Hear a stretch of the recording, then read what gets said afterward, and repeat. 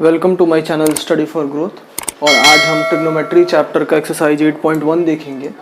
और चलिए सबसे पहले हम देखते हैं कि क्वेश्चन नंबर 1 क्या है। तो क्वेश्चन नंबर 1 में बोल रहा है in triangle A B C right angle at B A B is equal to 24 centimetre B C is equal to 7 centimetre then determine. First number में है sine A cos A and second में हमको determine करना है sign सी cos सी। इसका मतलब है कि क्वेश्चन में बोल रहा है कि एक राइट एंगल ट्राइंगल है ए बी सी जिसमें कि राइट एंगल जो है वो एंगल बी है।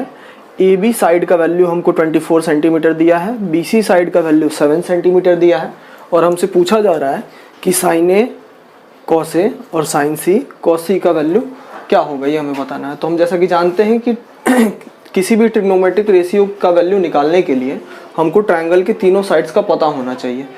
तो हमें तो अभी सिर्फ 2 साइड्स का मेजरमेंट पता है। तो सबसे पहले हम क्या करेंगे कि जो तीसरा साइड है इसका AC जो कि इस ट्रायंगल का हाइपोटेनस भी है उसको पहले फाइंड आउट करेंगे।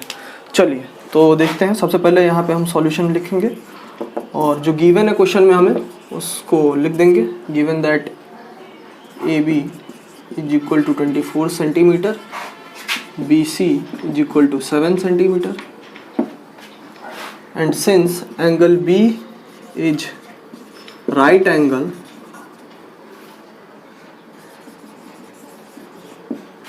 therefore AC is hypotenuse। अब क्योंकि देखिए एंगल B जो है राइट एंगल है तो इसके सामने वाला जो साइड है AC वो हाइपोटेनस होगा और ऑब्वियस हम जानते हैं कि AC इसमें हाइपोटेनस है। तो अब AC हाइपोटेनस है तो हाइपोटेनस निकालने का फॉर्मूला हम जानते हैं कि hypotenuse is equal to root under perpendicular square plus base square. तो परपेंडिकुलर हमारा AB है और बेस BC है। अब AB का वैल्यू हमें क्वेश्चन में दिया गया है 24 सेंटीमीटर देन 24 का स्क्वायर प्लस BC का वैल्यू 7 है तो 7 का स्क्वायर 24 का स्क्वायर हम करेंगे तो 576 आ जाएगा और 7 का स्क्वायर करेंगे तो 49 आ जाएगा। दोनों को प्लस कर देंगे 625 and then we know that square root of 625 is 25। हम जानते हैं कि 625 जो है 25 का स्क्वायर होता है। तो जब हम 625 का स्क्वायर रूट फाइंड करेंगे तो आंसर 25 आ जाएगा। अब हमें AC का वैल्यू पता चल गया। अब हमें क्या करना है, AC का वैल्यू पता चल गया तो हमें साइन ए कॉस ए का वैल्यू सबसे पहले हम क्वेश्चन नंबर 1 में जो है इसका उसे फाइंड आउट कर लेते हैं। तो सबसे पहले साइन ए, और जैसा कि हमने देखा था लास्ट वीडियोस में कि जो साइन का फॉर्मूला होता है वो होता है side opposite to the angle by hypotenuse. तो side opposite to the angle A, क्योंकि साइन ए एंगल ए के लिए हमें साइन का वैल्यू निकालना है। तो side opposite to angle A is BC, तो BC by hypotenuse, hypotenuse is AC। BC का वैल्यू हमें दिया गया है 7 और AC का वैल्यू हमने अभी जस्ट निकाला है 25 सेंटीमीटर। तो 7 by 25, this is the value of sin A. Next we will find the value of cos A. Okay, cos A, cos का फॉर्मूला हम जानते हैं होता है side adjacent to the angle by hypotenuse. तो side adjacent to the angle है angle A का adjacent side, मतलब कि इसके साथ का साइड है AB बाय हाइपोटेनस, हाइपोटेनस है AC। AB का वैल्यू हमें दिया गया है क्वेश्चन में 24 सेंटीमीटर और AC का वैल्यू हमने अभी जस्ट निकाला है 25 सेंटीमीटर। तो इस तरह से हमें cos A का वैल्यू मिल जाता है 24 by 25। अब आते हैं हम इसी क्वेश्चन नंबर 1 के सेकंड वाले पार्ट पे। सेकंड में हमें बोला जा रहा है साइन C और cos C का वैल्यू फाइंड करने के लिए। तो चलिए उसे भी देख लेते हैं। साइन C, फिर वही बात, साइन के लिए फॉर्मूला तो सेम ही होगा side opposite to the angle by hypotenuse. लेकिन अब क्योंकि एंगल चेंज हो गया है, एंगल यहाँ पे C है, तो अब एंगल C के लिए जो साइड अपोजिट होगा, इस C एंगल के लिए जो अपोजिट साइड होगा वो AB हो जाएगा। एंगल A के लिए अपोजिट साइड BC था तो यहाँ पे हमने BC पुट किया था और एंगल C के लिए साइड जो होगा अपोजिट वो AB हो जाएगा। तो इसलिए साइन C का जब हम फॉर्मूला लिखेंगे तो साइड अपोजिट टू एंगल की जगह पे आएगा AB। क्यों AB आएगा? क्योंकि हम फॉर्मूला जानते हैं वो होता है side opposite to the angle by hypotenuse और एंगल C का साइन निकालना है तो एंगल C का अपोजिट का साइड है AB। तो इसलिए हम यहाँ पे AB पुट करेंगे बाय हाइपोटेनस। हाइपोटेनस तो फिक्स होता है AC, तो वो AC। फिर अब ए बी का वैल्यू ऑलरेडी हम जानते हैं 24 है, गिवन है ये क्वेश्चन में, और ए सी का वैल्यू 25 हमने अभी निकाला है। फिर इसी तरह से कॉस सी का हो जाएगा वैल्यू। कॉस के लिए फॉर्मूला तो सेम ही होता है, side adjacent to the angle by hypotenuse, लेकिन अब एंगल क्योंकि दूसरा हो चुका है, एंगल सी है, और एंगल सी के लिए जो एडजेसेंट साइड है, बगल का साइड, उसके साथ का साइड, वो बी सी है। तो यहाँ पे एडजेसेंट साइड की जगह पे क्या आ जाएगा, बी सी हो जाएगा, और अपोजिट हाइपोटेनस की जगह पे क्या आ जाएगा, ए सी आ जाएगा। बी सी का वैल्यू हमें पता है 7 सेंटीमीटर, और ए सी का वैल्यू हमने सॉल्व किया 25 centimetre.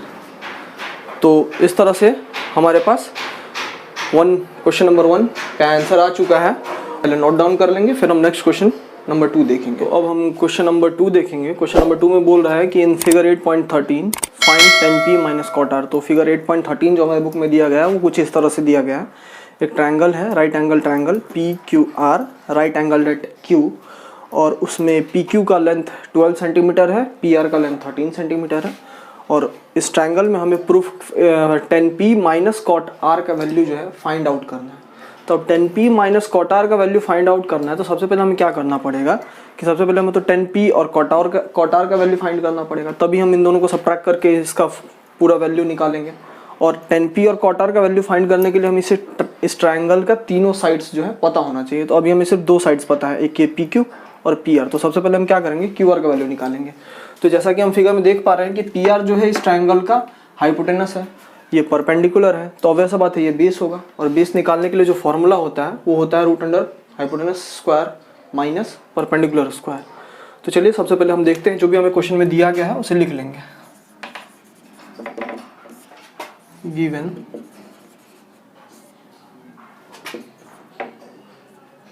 In right angle triangle PQR, PQ is equal to 12 centimeter, PR is equal to 13 centimeter. Okay, therefore QR is equal to root under PR square, because PR is hypotenuse, तो इसलिए hypotenuse square minus PQ square perpendicular square.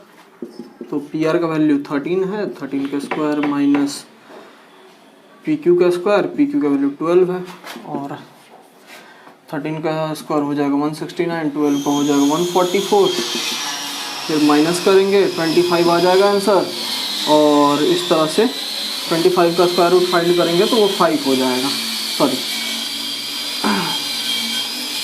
25 का square root 5 हो जाएगा। तो ये 5 centimetre आ गया हमारे पास QR का वैल्यू। अब हम क्या करेंगे, 10p का वैल्यू सबसे पहले फाइंड आउट करेंगे। तो 10p now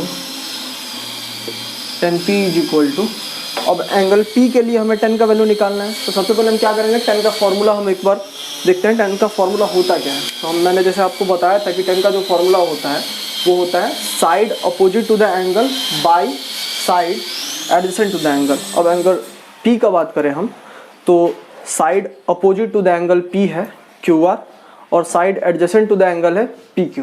that means 10p के लिए फॉर्मूला हो जाएगा QR by PQ, side opposite to the angle P, side adjacent to the angle P। तो 10p इज इक्वल टू हो जाएगा QR बाई PQ, और QR का वैल्यू अभी हमने फाइंड आउट किया 5 सेंटीमीटर, और PQ का वैल्यू है 12 सेंटीमीटर। तो 5/12 इसका वैल्यू हो गया। फिर कॉट का वैल्यू हम निकालेंगे, कॉट R का, और कॉट के लिए फॉर्मूला हम जानते हैं जस्ट 10 का उल्टा होता है। तो हमने 10 का फॉर्मूला देखा अभी कि होता है side opposite to angle by side adjacent to angle. तो इसलिए कॉट का फॉर्मूला हो जाएगा side adjacent to angle by side opposite to angle. तो अगर हम एंगल R का बात करें, क्योंकि एंगल R के लिए हमें कॉट का वैल्यू निकालना है, तो एंगल R के लिए जो साइड एडजेसेंट टू एंगल है वो QR है, और साइड अपोजिट टू एंगल है वो PQ है। तो इसलिए कॉट R का वैल्यू हो जाएगा QR by PQ, QR by PQ। क्यों QR बाई PQ? क्योंकि एंगल R के लिए जो साइड एडजेसेंट टू एंगल है वो QR है, और side opposite to angle PQ है। तो side adjacent to angle by side opposite to angle, that means Q R by P Q is equal to 5/12 because Q R is 5 and P Q is 12। तो cot R का value आया हमारे पास Q R by P Q is equal to 5/12। और finally हमें find out करना है 10p minus cot R. तो 10p minus cot are, 10p का वैल्यू हमारे पास है 5/12 माइनस कॉट आर का भी वैल्यू हमारे पास है 5/12। Now we can see that 5/12 cancels out, that means 10p minus cot r is equal to 0. This is our final answer for this question number 2. Okay, you can pause the video to note down, then we will see the question number 3.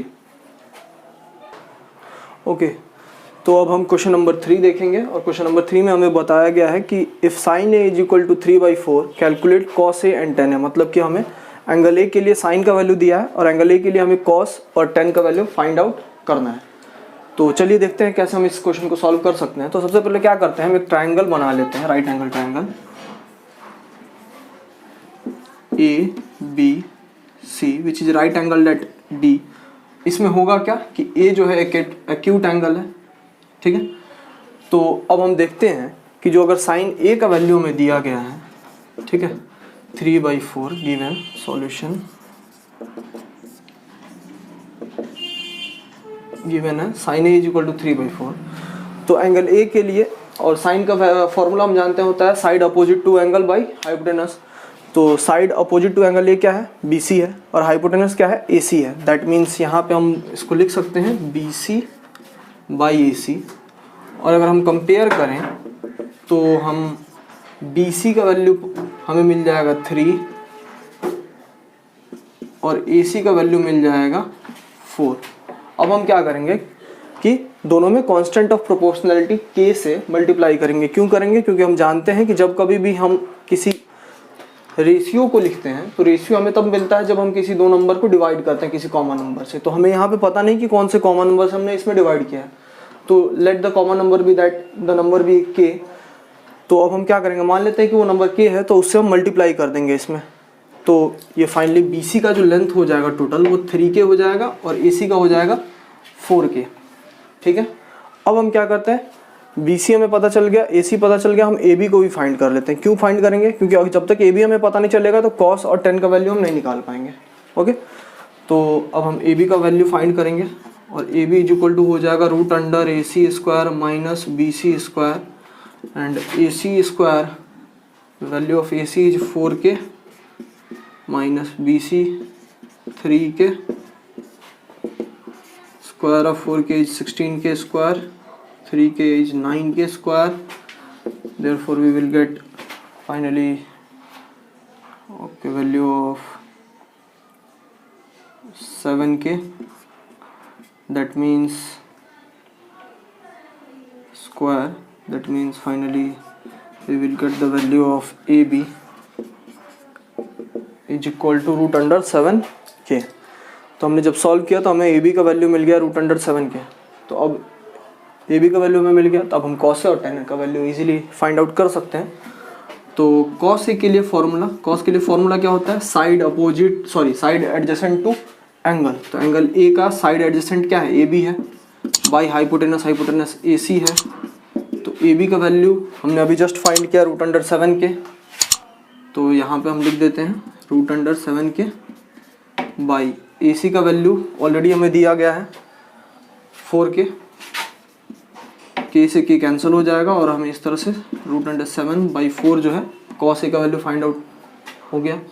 फिर tan A का value, tan के लिए formula होता है side opposite to angle by side adjacent to angle. तो side opposite to angle A है BC और side adjacent to angle है AB। तो BC बाई AB, BC का वैल्यू हमारे पास क्या है, BC का वैल्यू हमारे पास है 3K और AB का वैल्यू हमने जस्ट अभी फाइंड किया है √7K और 7 से 7 कैंसिल हो जाएगा। इस तरह से फाइनली हमें tan A का भी वैल्यू मिल चुका है 3/√7। तो आप लोग वीडियो को पॉज करके इसे नोट डाउन कर लीजिए, फिर क्वेश्चन नंबर 4 हम सॉल्व करेंगे।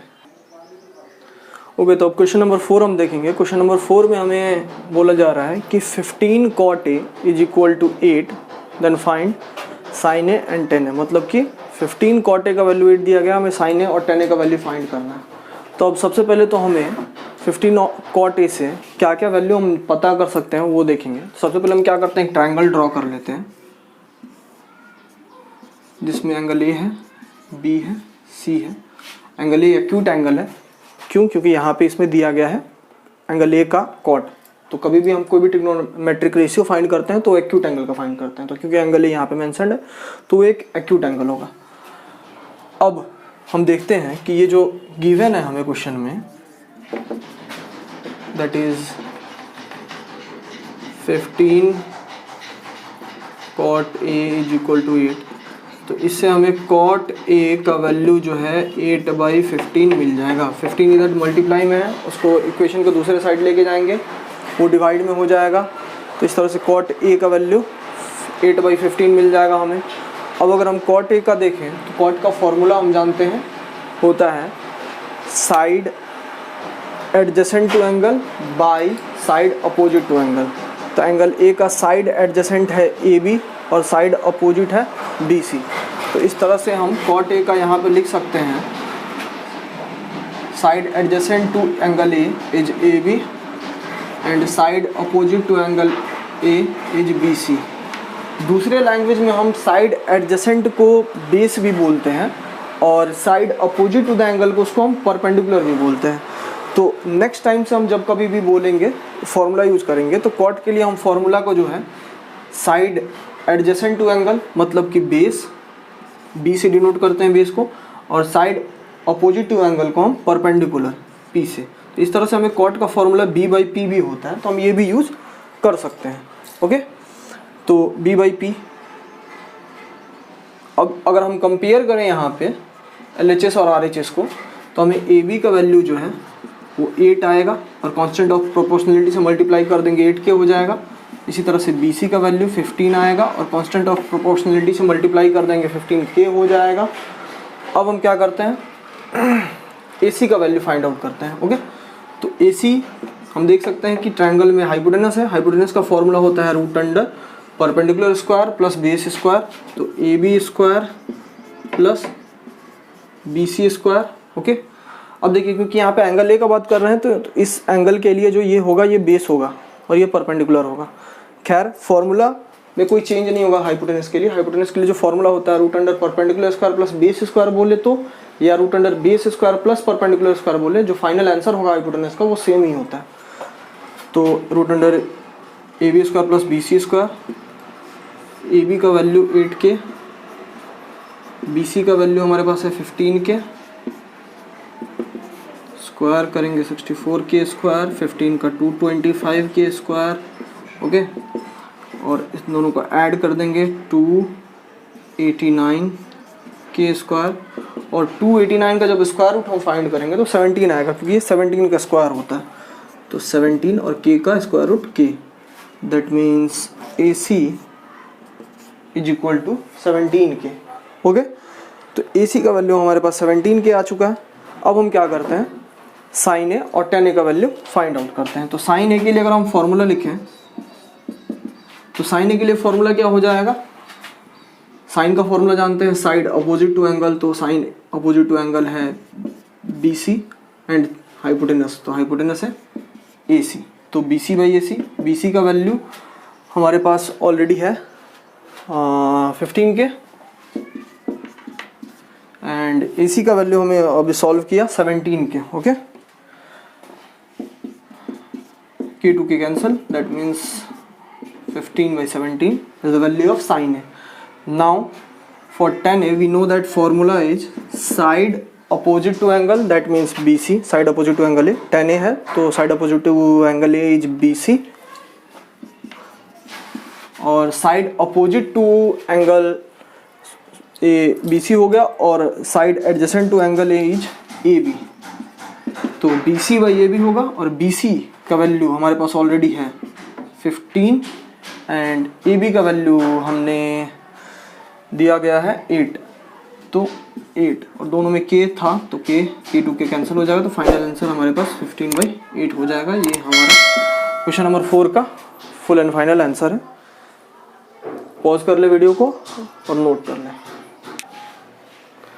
ओके, तो अब हम क्वेश्चन नंबर 5 देखेंगे। क्वेश्चन नंबर 5 में हमें बोला जा रहा है कि सेक थीटा है, उसका वैल्यू जो है 13/12 है और हमको बाकी सब ट्रिग्नोमेट्रिक रेशियोज हैं उनका वैल्यू फाइंड आउट करना है। मतलब कि टोटल 6 ट्रिग्नोमेट्रिक रेशियोज होते हैं जिनमें से हमें सेक थीटा का वैल्यू दिया गया है और बाकी इसको छोड़ के जितने भी है sine, cos, tan, cot, cosec, इन सब का वैल्यू फाइंड आउट करना है। तो सबसे पहले हम क्या करेंगे, हमें जिस ट्रायंगल के लिए ये सेक थीटा का वैल्यू दिया गया है उसका जितने भी तीनों साइड्स हैं वो सबसे पहले फाइंड आउट करना पड़ेगा। तो वो पहले कर लेते हैं हम, उसके बाद देखते हैं आगे कैसे सॉल्व करेंगे हम इसको।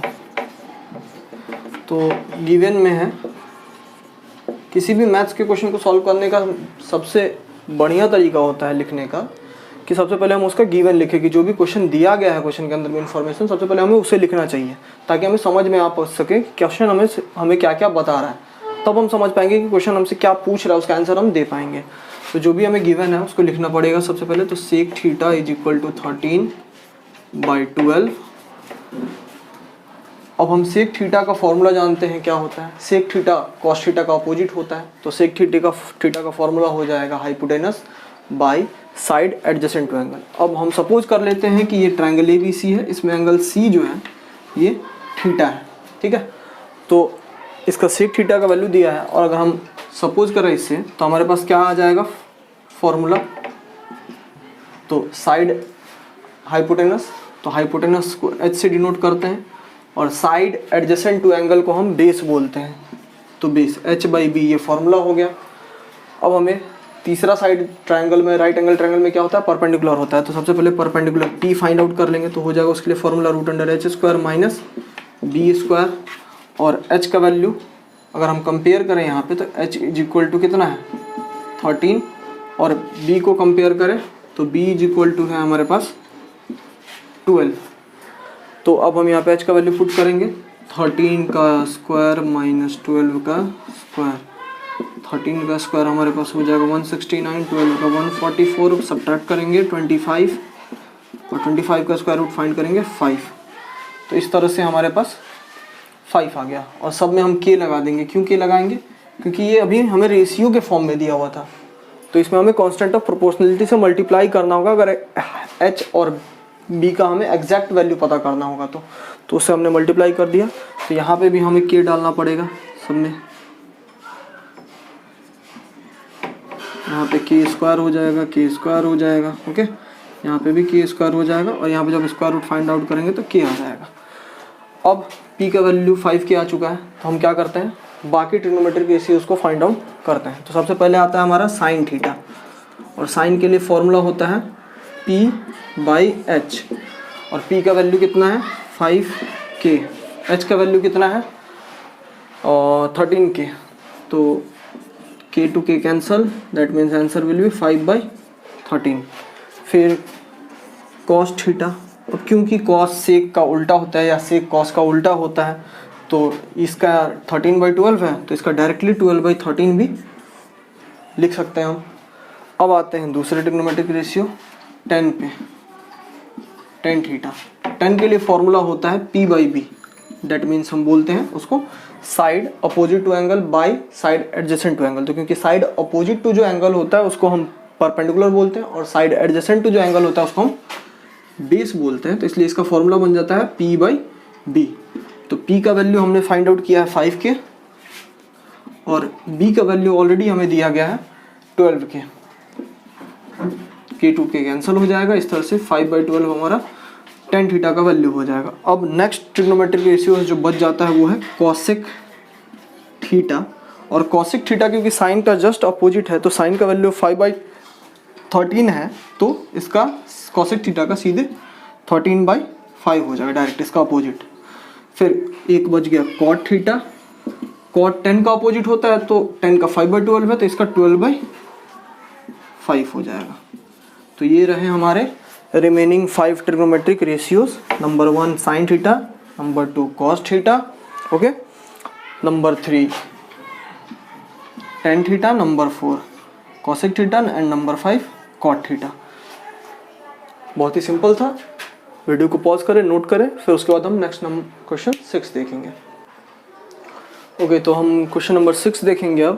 क्वेश्चन नंबर 6 में हमें बोला जा रहा है कि if angle A and angle B are acute angle such that cos A is equal to cos B then so that angle A is also equal to angle B। मतलब कि एक एंगल A और angle B दो acute angles हैं। Acute angle का मतलब क्या होता है? 90 डिग्री से छोटे एंगल से। ओके, तो इस तरह से हैं ये दोनों एक्यूट एंगल कि cos A और cos B का जो वैल्यू है वो दोनों का इक्वल है।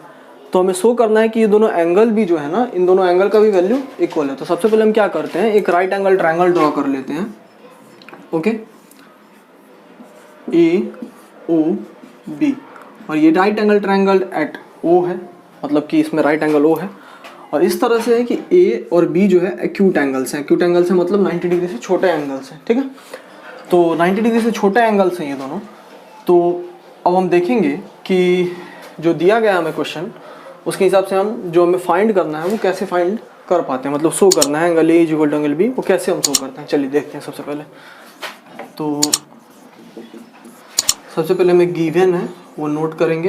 गिवन में हमें दिया गया है cos A is equal to cos B। ठीक है, तो इन यहाँ पे हम नोट कर देते हैं इन ट्रायंगल AOB, A और B एक्यूट एंगल्स है और cos A और cos B इक्वल है। ओके, तो cos A का अगर हम फॉर्मूला लिखें इस ट्रायंगल से, तो cos का फॉर्मूला हम जानते होता है side adjacent to angle by hypotenuse. तो side adjacent to angle A है OA और हाइपोटेनस है AB। इसका फॉर्मूला हो जाएगा OA बाई AB। इसी तरह से अगर cos B का बात करें तो इसके लिए भी फॉर्मूला वही होगा side adjacent to angle B। तो side adjacent to angle B क्या है? OB by hypotenuse AB। तो इसके लिए cos B के लिए फॉर्मूला हो जाएगा side adjacent to angle B, that means OB by hypotenuse which is AB। अब अगर हम देखें LHS और RHS में डिनोमिनेटर सेम है तो ये कैंसिल आउट हो जाएंगे। इस तरह से हमें OA और इज इक्वल टू OB मिल जाएगा। दैट मीन्स इस ट्रायंगल AOB के अंदर में AO, OA और OB जो है वो इक्वल है। और हम जानते हैं कि किसी भी ट्रायंगल के अंदर में अगर कोई दो साइड आपस में इक्वल होते हैं तो उनके अपोजिट साइड एंगल्स भी इक्वल होते हैं। आपने 9th क्लास में ये रूल पढ़ा होगा, और अगर नहीं आपको याद आ रहा है तो मैं अभी बता देता हूँ, इसे आप रिमेंबर कर लेंगे कि in any triangle if two sides are equal then their opposite angles are also equal to each other. That means अगर OA और OB इक्वल है इस ट्रायंगल में तो इसके अपोजिट एंगल्स OA का अपोजिट एंगल B और OB का अपोजिट एंगल A, ये दोनों भी आपस में इक्वल होंगे। ओके, तो वो फाइनल स्टेटमेंट हम यहाँ पे लिखेंगे यहाँ पे since OA is equal to OB therefore angle A is equal to angle B। इसका रीज़न क्या होगा? Angle opposite to equal sides of a triangle are also equal to each other। Okay, तो ये हमें शो करना था, हमने कर दिया है, तो इसको हम लिख सकते हैं प्रूव्ड। ओके, चलिए वीडियो को पॉज कर लेंगे और नोट कर लेंगे, है ना।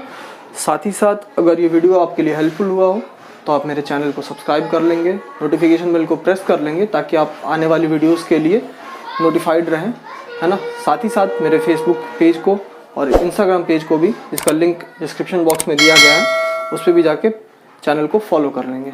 Thank you friends.